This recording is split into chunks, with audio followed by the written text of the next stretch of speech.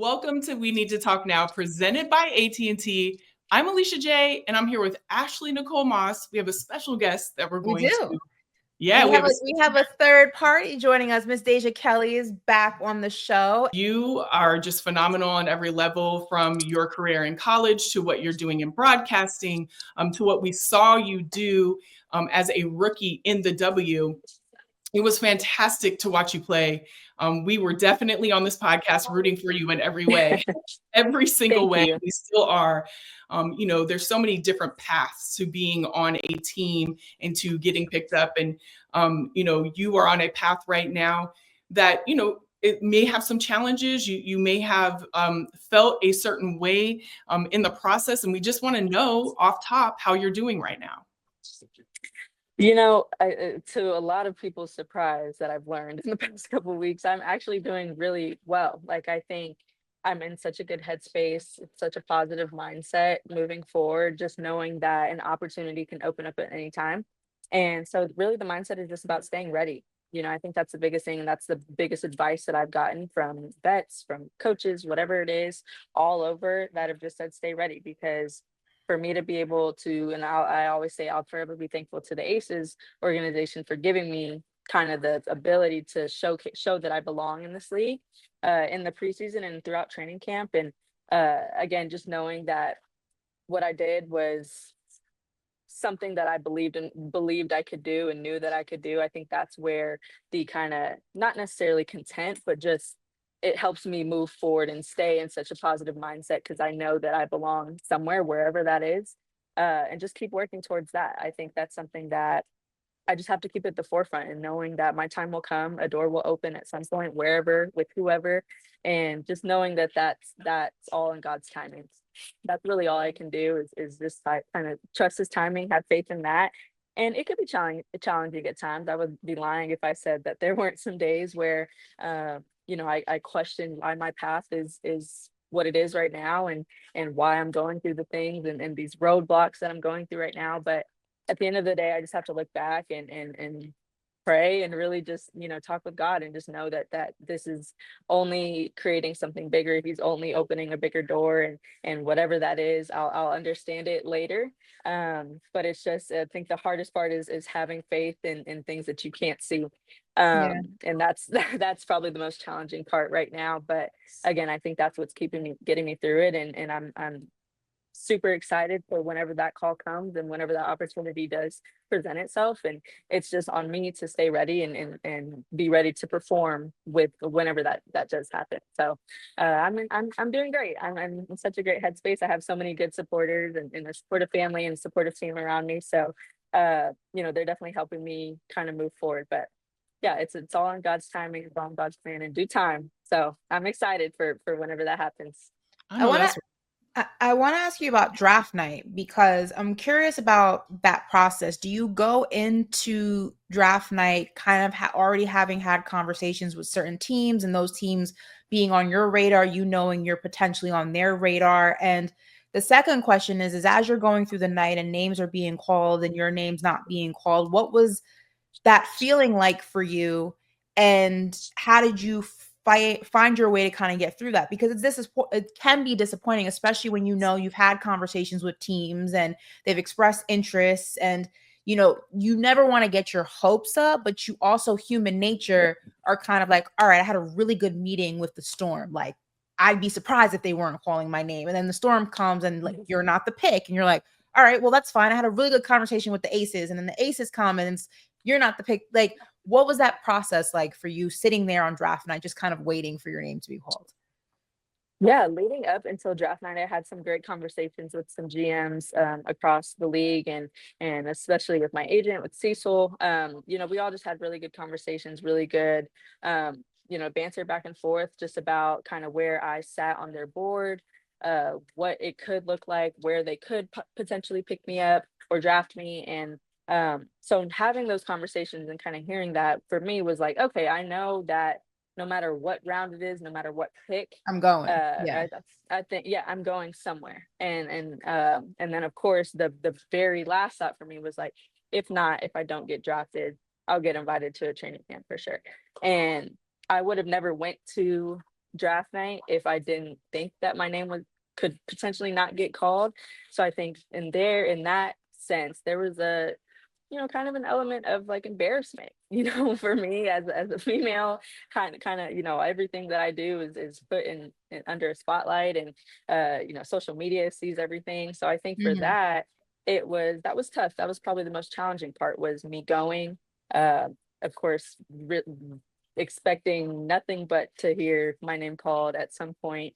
And, as it's going through, and when I don't, it's just like, okay, what's next? It was really hard to process for probably like those 2 days post draft night, because I was just like, it's not like I knew like, okay, this didn't happen, but I know a team for sure is going to take me for a training camp. It was still a lot of unknown and uncertainty. And that was tough conversations I was having with my family, where it was just like questioning, am I even going to get an opportunity, to show my skills in this league, or to be selected to a training camp? Like, it was a lot of doubt that I kind of had on myself, and doubt in God. And it was so many different conversations. And that was probably one of the most challenging couple days of my life, of my basketball career, because it was so unexpected. And uh, something, that's a dream of, it was a dream of mine to hear my name walk across that stage. That was the main reason I went to the draft, regardless of getting invited or not. And so to not have either, it was, it was gut wrenching. But once I, a couple days later, get the call from Vegas, it was like a whole new perspective, a whole new light shined in me, where I was just like, all I needed was an opportunity. And now I can either sit here and feel sorry for myself and be sad that I didn't get drafted and go into that training camp, just not giving it my all, whatever, or being so down, or I can completely flip the switch and go in there trying to prove myself and show that I belong in this league, and just be thankful that I got this opportunity from one of the best teams in the league and with some of the best players in the world, and learn and grow from there. And I think that was what pushed me through the whole training camp experience, what got me to perform how I did, and being able to learn so much from that group. I mean, that was an opportunity, and that was a team who I hadn't really been talking with much, prior to the draft or post draft. Like, so that was probably one of the most unexpected places I thought I would have went. And to be given an opportunity by them, and for them to see something in me, to be like, let's give her a chance. That was something that I'll forever be thankful for. And I'm so proud of myself for how I kind of overcame that challenge from draft night, and ultimately performed, and did all I could in training camp. And again, just knowing that, roster spots, or cap space, whatever it is the current issue right now. That again, that gives me a sense of hope, and a sense of, peace, and again, just a positive mindset moving forward, because I know that, that was the foundation, or I was put on a platform to be able to, again, prove that I belong. And hopefully that opened up some more opportunities for me down the line. So that whole experience was tough, I will say. Yeah. But the way to, that I was able to get through it, I know that this will be a hell of a story to tell one day, when it's all said and done, and something that I'll really take pride in, and sharing, because, there's more people that go through it than we think, or than we know. That my experience and journey just happens to be put under a spotlight because of, fan bases, and because of my following and social media and all those things. So I'm just embracing it. I'm embracing the journey. I'm embracing the challenges, the adversity. And again, just showing people that I can get through it, and hopefully that's an inspiring story for someone else one day. I have a quick follow-up for that, real quick, Alicia. And I remember I was submitted for an Emmy once, right? And I remember when the nominees came out, it was a category, like the category is filled with nothing but men. And I remember asking the people who submitted me, like, hey, did the committee of whatever, like, did they give a reason why the submission wasn't selected? Like, did they give feedback? I wanted to know. Like, I wanted to make sure that next time it was submitted, like, I fixed whatever. And they were like, no, they didn't give any whatever. I'm curious, when you don't hear your name called at the draft, are there then conversations with the teams that you once had conversations with going into the draft? Like, hey, what happened? What went wrong? Or are you at the point like, all right, that chapter is closed. I don't even care why they didn't pick me. Like, where am I going next and how am I going to get my opportunity? Like, what's the post situation like? Yeah, so of course those are conversations that my agent was having. That not necessarily that I had directly with any GMs or any coaches, but it was more so just like, hey, I thought our conversations prior went great, kind of just what happened essentially. And some teams were just like, yeah, we love her. We just decided to go in a different direction. And, as a player, as someone who put so much time, who again, you're looking forward to this night, you're looking forward to hearing your name Yeah. called, hearing things like that, getting that feedback is tough. It's something that where you just kind of have to accept, like, okay, this door closed for some reason, whatever that reason is, I will never know. Maybe I'll find out later, but it happened for a reason. And that's where my mindset had to shift very quickly after the draft, because I could sit there and be like, why didn't they want me, or why didn't this Yeah. person want me, and just dwell on that as to why not. But rather than look at it as, okay, it didn't happen, it didn't work out, there's a reason for that, another opportunity is going to come. And it was tough to look at it that way, but once I had conversations with my mom, and she was just saying, like, we can either sit here and wonder why and question why, or we can look forward and just continue to work our butts off and stay ready for whenever that call does come, and from whoever. And I think that's something that definitely helped shift my perspective, because there were so many no's. And of course, with it being unexpected, it was still like, okay, all I need is one yes. All I need is one opportunity. And once I, shifted my mindset to that, it was just, okay, I'm working towards something. I don't know what, I don't know what Yeah. team, I don't know who for what. But I know that's something's coming. That's my mindset now, this being a free agent, and knowing that anything can happen at any given time. I could get a call and be on a plane and playing tomorrow. Like, I think that's the crazy part about it, but that's the exciting part about it, because knowing that I'm still working towards my dream. Like, the dream doesn't change just because the timing changed, and I think that's something that I have peace in knowing, and peace in continuing to work towards. So playing in the W's is and will always be my dream. And I'm very hopeful and excited for that opportunity to come very, very soon. Absolutely. And showing up is part of faith, right? And you continue to show up for yourself time and time again in all the ways that you've shown up for yourself. And one statement that you said after you got waived was, I'm not here to prove anyone wrong. I'm here to prove myself right. And now that you've sat with that for some time, what does that statement mean to you now as you continue to pursue your dream to play in the W? Yeah, I am just so confident in myself and what I do and what I've done over the course of my basketball career. But also knowing that not all of that matters. What you've done in the past doesn't always matter. But I'm very confident in my uh, my energy, my ability as a player. I think something that I always say now is, there were so many questions about different things like my height, my size, or different analytical things. But something that I always say, and something that I carried with me throughout training camp, was you can't teach a dog mentality. You can't teach a killer. You can't teach a competitor. And that's something that I'm very confident that I am and that I play with. And I showed that in the preseason games, and I know that I don't care about my size, my height, whatever the knock is. You can't teach a dog. You can't. That's not a skill that you can teach. That's something that it comes with it. And I know that I bring that every single day. And again, I'm hoping that and excited for when I can bring that and add that value to a team. I don't care about being a star right away. And I think that's something too, where, I was a star on my team in college, and people maybe think that that's something I need to be on a team. But no, I just want to help win. Dogs want to win. They I want know to win that's in any right. way possible and help win. And how can I add value to winning? And that's something that's my mindset. And that's kind of how I've stayed through it, even through training camp, like proving myself right in that sense, where I know that I'm a dog. I know that I can contribute in a variety of different ways, whatever that looks like.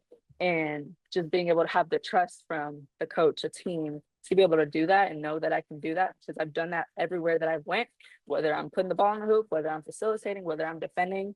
I'm trying to contribute to winning, and I'm always going to have that competitive mindset and a dog mentality. And that's just something that you can't teach. So I take pride in that, and I take pride in that mentality, and carrying that through training camp. And again, continuing to carry that forward as I'm waiting for a call through this free agency.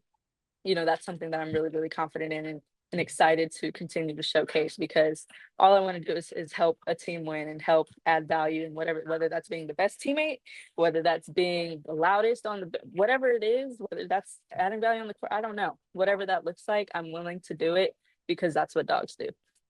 I know that's right. Listen. I don't even know what's the next question. We can't even listen. While you're waiting for that moment to come, you've been keeping busy with so many other things off the court. And I actually you're gonna have to break this. I know I'm not that old, but I don't know what this means. So you're gonna have to break this down for me, because Anscape described you in an article as Facebook auntie famous, which is crazy because you're 3 years old? 23. Okay, so I'm like, I don't know what that means. I'm not even on Facebook. So like, is that like a new phrase? I'm not quite sure, but it says it's when a Black person's success leads to thousands of post shares on Facebook with virtual finger snaps and Black girl magic callouts. I feel like we could have just said viral. I feel like we could have just said poppin'. Right. Like, Facebook auntie famous is crazy for But someone. Kind of crazy. Now, maybe they're saying, and I might be interpreting this wrong, but the aunties are making her famous because they posting about her. They giving the Black girl magic. So the aunties are on Facebook. The aunties are on your team. Yeah, we gotta leave that phrase. Okay. We gotta leave that alone. I don't know. I don't listen. At 31 years old, I don't even know what that means. So, if we don't know what that means on this podcast, it's I don't know, different conversation for a different day. But right. The fact that even though you are still trying to go after your individual dream, and you've been busy in so many other things, I know you have your pod, I know you've been doing fashion, I know you have brand deals, the fact that you still resonate with so many young Black girls and aunties, apparently, even though you're not wearing a WNBA jersey yet, that has to feel good. That has to make you feel like you've done everything right. And I put that in air quotes because there's no right or wrong way to do things, but you've done it your way, and that's resonated with so many people. Does that give you another sense of motivation that even if this W dream takes longer than you would have liked on your vision board, takes longer than you expected, that there are so many other things that you're doing that are still so impactful that, like, I'm going to be okay. Even on your bad days, you're like, you know what? It's going to be all right. I'm going to be okay. I think that's something that, I really had to self-reflect on a lot just within the past couple of weeks, was remind myself that there's so many other layers to Deja. And but there's also the other side for me, where it's like, I worked my butt off to build these other, foundations and opportunities for myself, like broadcasting and modeling and brand deals and partnerships, and just to have those avenues of a career, whatever that looks like down the line, because the WNBA doesn't last forever. The average kind of career span is about 5 to 6 years, but knowing that I also have those different things that I've built for myself, the goal, it all draws back to the goal of me wanting to play in the WNBA. And I think that's something that a lot of people questioned as well. It's like, oh, well, she has other stuff going on for herself. Like, she doesn't need basketball. Like, no, God forbid you had dreams for yourself. How dare you? like basketball is that's my life. That's what I work towards every single day. Playing in the WNBA. Like, yes, I have all of these other things going for myself, and I want to continue to be that inspiration for younger girls, especially younger Black girls, to see that you can expand and branch out and be multifaceted and have different layers to yourself. You don't have to be put in one box and stick to one thing. That's the main message that I want to give out. But also knowing that, continue to work towards your main dream. Like, use all of those opportunities to get you closer to what you really want to accomplish. And I think that's something that I've used. I've just used the tools and resources that I was blessed with, or blessed, to meet people with those connections, and being able to use that to my advantage. And I don't think there's anything wrong with that. I think that only makes you more versatile and more powerful in that way, because you're able to do so many different things and have so many different layers to yourself outside of just a basketball player, outside of just female, Black woman, like whatever that is. Like, I take pride in having different layers, but also knowing that all of these are opportunities that I have created and built to lead to my ultimate goal, which is playing basketball for a really long time, until my body literally says, no, girl, you're done. Like, so just continuing to be an inspiration in that way, and showing that you can chase multiple dreams at the same time, and give as much time to each one, and knowing that you can, again, like I said, you can be multifaceted in that way. That's something that I try to inspire at all times, and I try to share that story as well, because I won't let people put me in a box. I refuse, and that's not something that I will ever change, for anybody or anything. But knowing, for people to know that I keep the main thing, and I keep my priorities straight, and I know what it is that I really want to accomplish at the end of the day, while also continuing to build Deja as a person. Well, building you as a person and keeping the main thing, when you were playing with the Las Vegas Aces, you got to play with A'ja Wilson. And I just wanted to know, with your time with her, what is something that you learned about her specifically that we may not know? Like something that like you picked up on that is not something that's widely known about A'ja. I feel like it's getting more known now, but she is one of the most selfless superstars that I have ever met, ever been around. The way that she carries herself is all team. It's all, how can she help the people around her? How can she be at her best for the people around her? And I think you don't always see that in your star. You don't always see that from the best player in the league and the best player in the world. Like, for her to take the time to, even for me, like, I would ask her for advice, and I would be scared. I would be scared to ask her questions sometimes. I'm like, I don't want to step on each other. But like, she was so open and willing to talk with me, to discuss things with me. Like, to have someone to play alongside someone like that was one of the best experiences, and to have that be one of your first vets, someone who you can learn from over a course of a couple of weeks. Her, Chelsea, Jewel, like all of them. But A'ja, she is one of a kind. She is A1. Like, she is that girl. She is so selfless. She cares. She loves everyone around her. And I'm so happy for her, because she is, the inspiration, especially right now for young Black girls, like seeing how her shoe has come about and all of the young girls she's inspiring. You walk around, you're seeing men playing in her shoes, and for her to continue to help grow the game, and being the face of, the growth and elevation of Black women in sports. Like, I think, again, playing alongside her, someone like that, who in person is, she doesn't show or give any type of things you see on social media, whatever it is. Like, she is the most down to earth, humble, selfless superstar.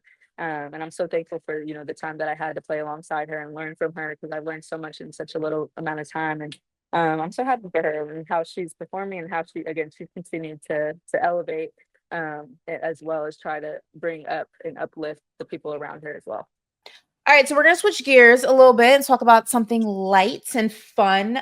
What are you watching on TV these days? Movie-wise, show-wise?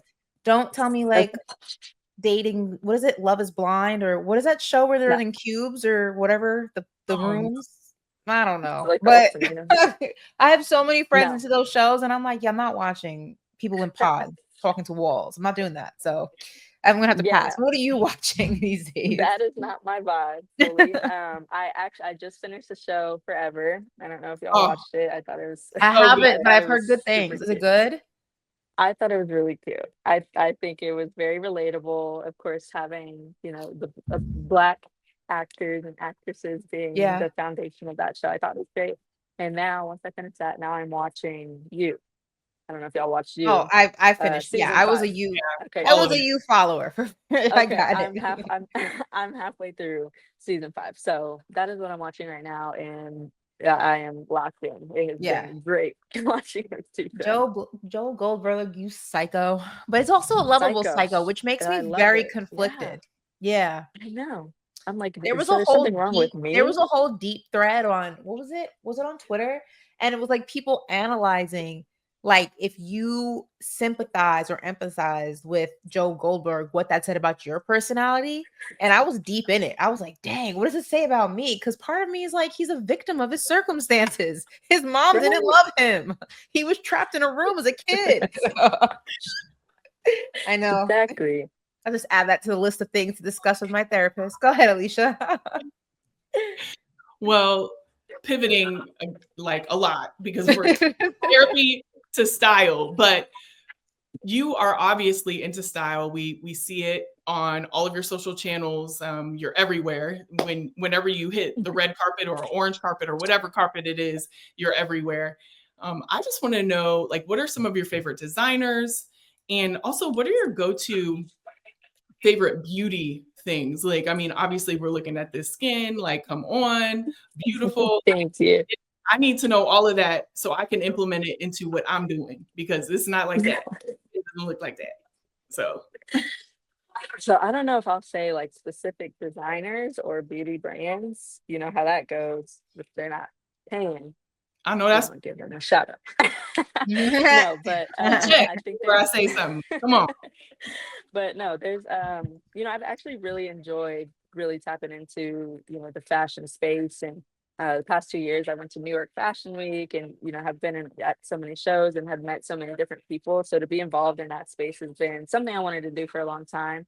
But now that I'm kind of incorporated into that, you know, that's expanded to different partnerships that I've had and different, you know, modeling opportunities that I've been able to get. I think that's something that's super exciting. And I love fashion. That's something that I've grown into loving too, like just the creative kind of edge that you can have, and the story that you can tell through fashion. That's something that I didn't fully understand before, but now that I see it and now that I've been around people who have given me their stories and shared their journey throughout that, I think that's something that's super exciting. And even with, you know, the tunnel fits, like those are all things that you love to see. You love to tell a story or be creative with it within your outfits, something like that. So that's something, that's a space that I definitely you know, will continue to tap into and will continue to grow and expand and continue to network and find different opportunities. But yeah, I like some fashion. I love that. And beauty brands, that's one thing I will say in college that I am very visibly upset that I did not, that so many, there were so many beauty brands that didn't want to really tap into the NIL space. And it was like, you have so many beautiful athletes, male too, whatever it is. I saw who was it, Jared McCain got a nail polish deal, and it's Mhm. like Girl, all look, these I'm not girls trying who to get push you their to join nails the done. Liberty or anything, but you know they're sponsored by Fenty Beauty. I'm just saying. They are sponsored by Fenty, and the I'm Valkyries are just sponsored saying. by Sephora. Like, but you see it now that it's happening in the professional leagues. Like, there's so many more partnerships because it matters. I think that, you know, that visibility, to be able to have these athletes represent your brand and vice versa. Like, I think that's something that matters and will continue to grow. So, you know, hopefully I have a big one coming soon, and a big partnership in the beauty brands. But that is something that I definitely love and take pride in: beauty, fashion, all those different things, because it just shows I'm versatile on and off the court. So yeah. Well, look, Period. before we let you go, I want to ask you about your draft fit. It was a nod, you know, we saw Kiki walk and, you know, her outfit was a nod to her Nigerian heritage. And I know that your draft fit, were you wearing a specific designer? Was it a black designer, An I only believe? child. Yep. The Yes. black I designer, want an to only ask, child. Yes. you know, I'm somebody also who tries as often as possible, you know, whenever I go to something public to wear a black designer or you know, someone who once was at the helm of a specific fashion house that was a black designer. Why was that specific Yeah. outfit so important for you to wear on your big night? Yeah, all of the options that I had were made by black designers, which I thought was you know, something that me and my stylist Keisha McLeod really talked about kind of prior, and we're just like, this would be a perfect opportunity to kind of pay, you know, the tributes to, you know, Black people who are thriving in the fashion space. And I think that's something that, you know, I just kind of wanted to pay homage to and represent. And their clothes are gorgeous. So I'm like, Yes, you know, there. it goes hand in hand. So yeah, to have the opportunity to wear their brands and you know, kind of throughout the weekend, and again being able to represent a Black designer like that was so much fun. And I think, you know, even Kiki, her dress was gorgeous, and I talked with her a little bit that weekend, so her telling me like the background of you know, the journey and the process that went into, you know, the making of her dress, and you know, why. I think, you know, that's why I say everyone has a story, and you can tell a story through your fashion, through being creative in that way. So that's just something that I wanted to do through mine, and you see so many do it through theirs as well. But I was really, really happy with my draft fit. I thought it came out beautiful, like, even though I picked it like literally 30 minutes before I walked out the door. I was struggling to pick my draft fit, but I was really happy with the one that I went with, and it came out gorgeous. The pictures came out great. So I love Definitely it. did. Like, that is a lot of pressure 30 minutes before now. Been there, trust. man, Been there, trust. that was a crazy experience for sure.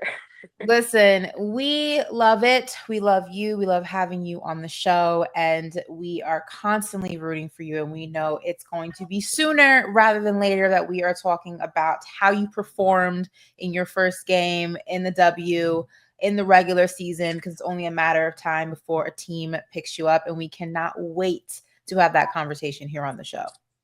Well, thank you so much. And I You're look very forward to having welcome. that conversation. Thank you guys for having me on. Of course. Thank you, Deja. Thanks, guys.